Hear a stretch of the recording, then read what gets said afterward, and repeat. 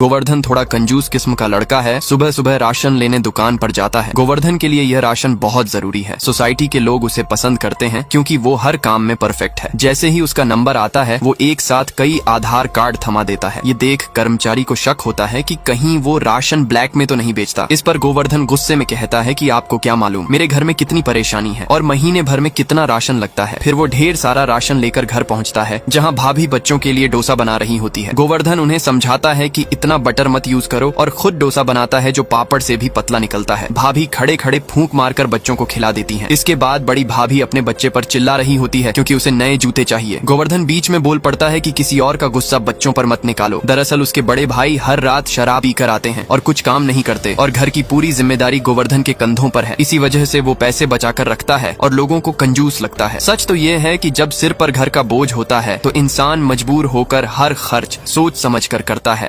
गोवर्धन को ऑफिस जाते वक्त बीच रास्ते में ही उसका पेट्रोल खत्म हो जाता है। जैसे तैसे पेट्रोल पंप तक पहुंचता है और वहां जाकर बस 20 रुपए का ही पेट्रोल डलवाता है और ऑफिस चला जाता है। गोवर्धन असल में एक सिविल इंजीनियर है और बिल्डिंग डिजाइन करने का काम करता है। वो अपने काम में बेहद ईमानदार है और हाल ही में उसने एक प्रोजेक्ट में इतना शानदार काम किया था कि उसके बॉस उससे बहुत खुश हो गए थे। ऑफिस में एक लड़की है जो पिछले 3 साल से गोवर्धन को पसंद करती है, लेकिन हर बार की तरह गोवर्धन उसके प्रपोजल को बिना सोचे रिजेक्ट कर देता है। रात को गोवर्धन अपने बड़े भाई को लेने जाता है जो रोज की तरह नशे में होते हैं, लेकिन इस बार वो गोवर्धन के साथ आने की बजाय ऑटो से घर चले जाते हैं। घर पहुंचने के बाद गोवर्धन छत पर टहलने की सोचता है, लेकिन तभी दादी उसे रोककर कहती हैं कि ऊपर मत जाना क्योंकि ऊपर वाला कमरा हमने रेंट पर दे दिया है। ये सुनकर गोवर्धन गुस्सा हो जाता है और कहता है, मुझसे बिना पूछे आपने कमरा रेंट पर क्यों दिया? मैं अभी उसे बाहर निकालता हूँ। जब ऊपर जाता है और देखता है कि एक बेहद खूबसूरत लड़की है जिसका नाम इंदु है। उसकी खूबसूरती देखकर गोवर्धन के मुंह से एक शब्द भी नहीं निकलता।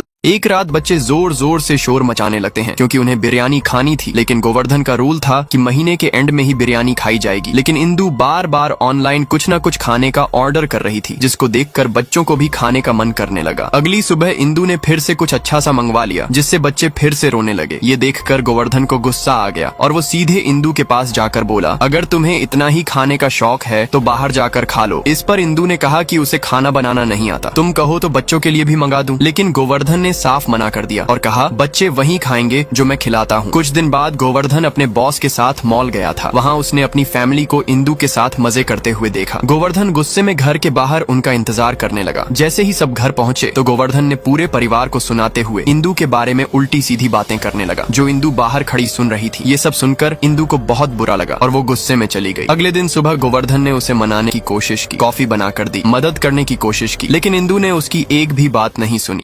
इंदु को कॉलेज जाना था लेकिन बस का इंतजार करते करते थक गई क्योंकि एक भी बस नहीं आ रही थी और लेट भी हो रही थी। तभी वहाँ गोवर्धन आ जाता है और माफी मांगने लगता है। इंदु कुछ नहीं बोलती, लेकिन जैसे ही वो जाने लगता है तो इंदु कहती है कि मुझे कॉलेज छोड़ दोगे? गोवर्धन बोलता है, पहले 1 लीटर पेट्रोल डलवा दो फिर छोड़ दूंगा। पेट्रोल डलवाने के बाद गोवर्धन उसे कॉलेज छोड़ देता है और यहीं से दोनों एक दूसरे को पसंद करने लगे। एक दिन जब गोवर्धन घर पर नहीं था तो एक गुंडा उसके घर घुसकर खाना खाने लगता है क्योंकि गोवर्धन के बड़े भाई ने उससे 10 लाख का कर्जा लिया था। वो गुंडा भाभियों को धमकाता है कि अगर पैसे नहीं मिलेगा तो आज रात वो घर आएगा। जब यह बात गोवर्धन को पता चलता है तो वो आग बबूला हो जाता है और अपनी फैमिली को लेकर सीधे उस गुंडे के पास पहुंचकर उसकी जमकर धुलाई कर देता है और बोलता है, पैसे जल्द लौटा देगा, अगर दोबारा मेरे घर आया तो तुझे जान से मार दूंगा। रात में जब गोवर्धन के बड़े भाई शराब पीकर आते हैं तो गोवर्धन उन पर चिल्लाने लगता है, लेकिन उसका भाई उसकी बात सुने बिना ही उसे थप्पड़ मार देता है और सीधा अपने कमरे में चला जाता है। लेकिन गोवर्धन को बुरा नहीं लगता पर इंदु को बहुत बुरा लगता है।